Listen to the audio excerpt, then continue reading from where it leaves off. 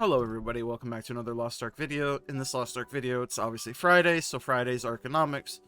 Arkonomics isn't a super in-depth series about market trends or whatever, but we do look at them and talk about predictions and see what's happened. Listen, if you watch this video, you know what it's about, and if you somehow don't know what it's about, then hello, I'm sorry for your loss. That being said, I haven't actually looked at the prices of anything. I actually just logged on for the day. I have been fucking grinding too many goddamn Korean games lately. Like I've been saying in pretty much all of my recordings that I've been making in this last week. Mushroom Game got big update, Lost Ark got big update. I had a lot of shit I had to do. So, is what it is. We continue. First thing I wanted to look at was fish. Fish have continued to go down, unsurprisingly, obviously. Do I have a Bifrost in Punika still? I do not. But, here, let me see if I can show you why the fish. Because there's two spots that bots used to fish en masse in. En masse. And obviously one of them is Port Krona and the other is the, I don't remember what it's called, but it's the first map that you dock in on Punika.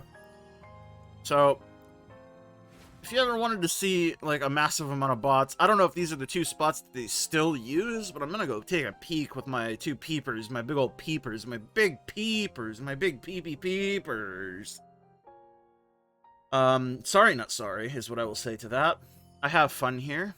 3 channels, so this is typically where you would spot these friendly underscore guys, but it seems like they don't use Port Krona no more, which is good, maybe?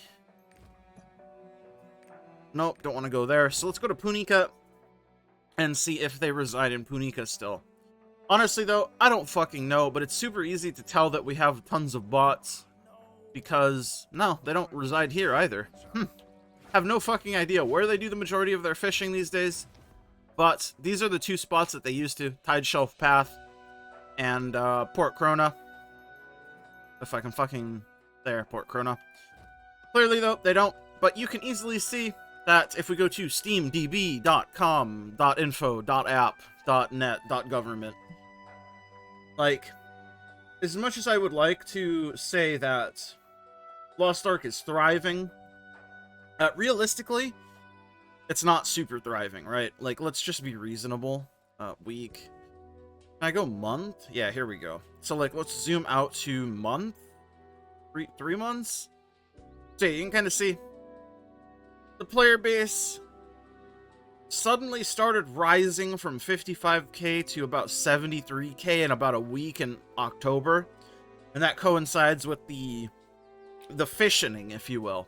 And, like, literally nothing happened in October for this to happen, aside from just...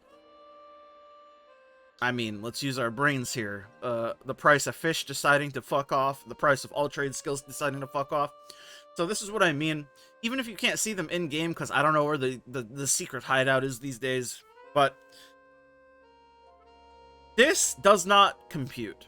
And as much as I would like to say that it is a great thing for the game, and oh my god, I'm so alive. I mean, 55k is still fine, like, in terms of amount of players, but the, like, 20k that appeared out of thin air for no reason, that's a lot of people who aren't actually people, if you're catching my drift.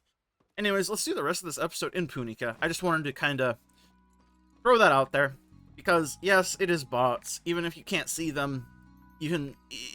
like, you don't have to be able to see them in-game. You can easily see them on the charts.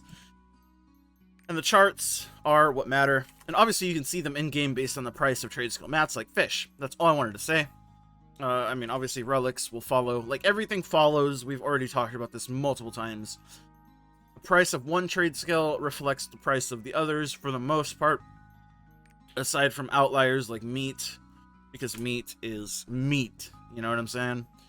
They're all meaty claws.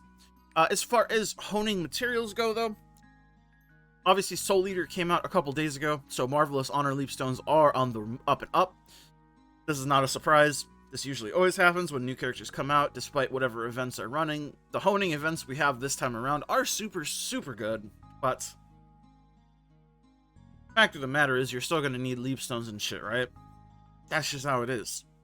They're not going to give you 100% of the mats that you need.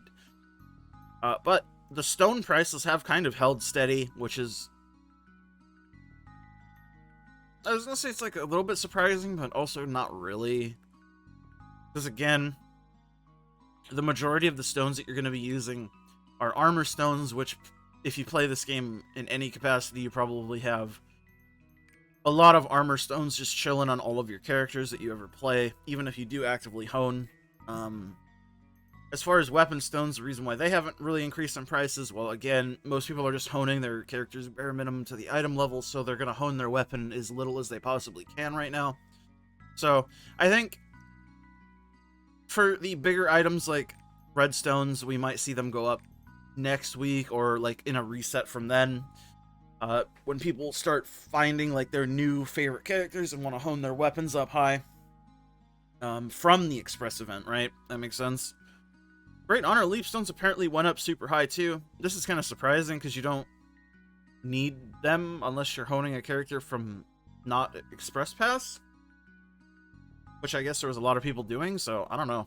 Great Honor Leapstones going up to 25 gold average is fucking insane to me though. And then of course we have our good old friends, the Radiant Leapstone. It's went down a bit, but this makes it, again, total fucking sense because the highest mat... See, we're not primarily using the highest tier of mat, right? The majority of people are in the zone of the event, and the zone of the event uses Marvelous. And you don't get given enough Marvelous to get through that entire patch of event zone, right? So you're going to need to buy those. So what do people do? They sell their excess stuff that they don't need at the moment, i.e. Radiant Leapstones, and then the supply very vastly outweighs the demand, so it goes down a little bit. It's just natural, right? Nothing weird about it. It'll probably bounce back once people start getting, again, their new Express characters or their new mains or whatever to Akon and get their Akon gear rolling, etc., etc.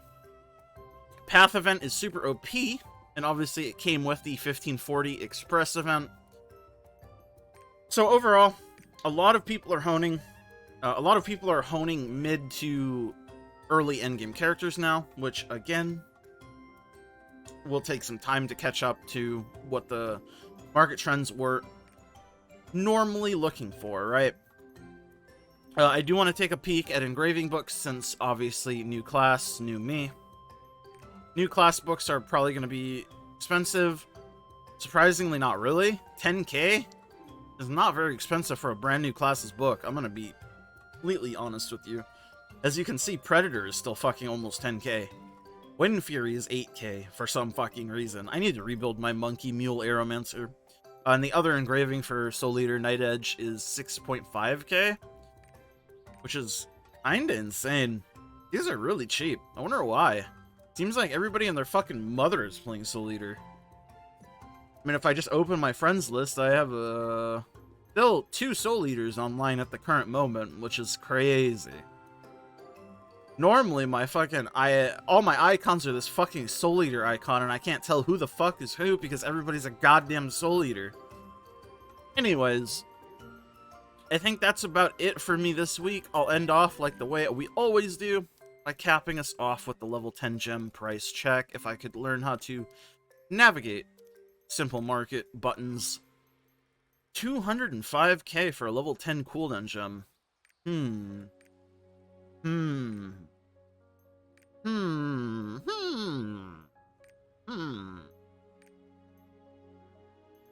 420k for a damage gem. It's interesting seeing the value of gold, right? Because the value of gold, I always usually track it by the price of gems in relation to everything else and the price of blue crystals. Oh, I totally forgot about blue crystals. Holy moly. I had fish on the mind. But blue crystals are at 3,500. Normally I do this at the beginning of the episode. Guess I'm doing it at the end. You can't stop me. I do what I want. But 3,500 for a K, or 100, is not, like, super bad. It's went up a little bit, but this is, again, to be expected. Because people need gold to hone, so maybe they're a little bit more incentivized to cha-ching, cha-ching, You know what I'm saying? As far as that goes, it's interesting for me to see, because the gem prices keep going up, which to me says that the price of, or the value of gold is going down, right? Which would track because the price of other things are going up, like Radiant Leapstones being 160 gold static now instead of like 120 or whatever. It's hard to say though, because then you still have stuff that's obviously being botted material like fish and shit that's going down. Obviously this is just entirely due to the bots. I still think buying fish, great. Don't buy fish unless you're going to actually use it, or you don't need the gold though. I have a whole video on that.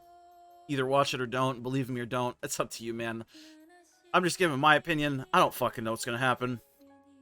What I can say is the value of fish, if there is no bots, should not be this low.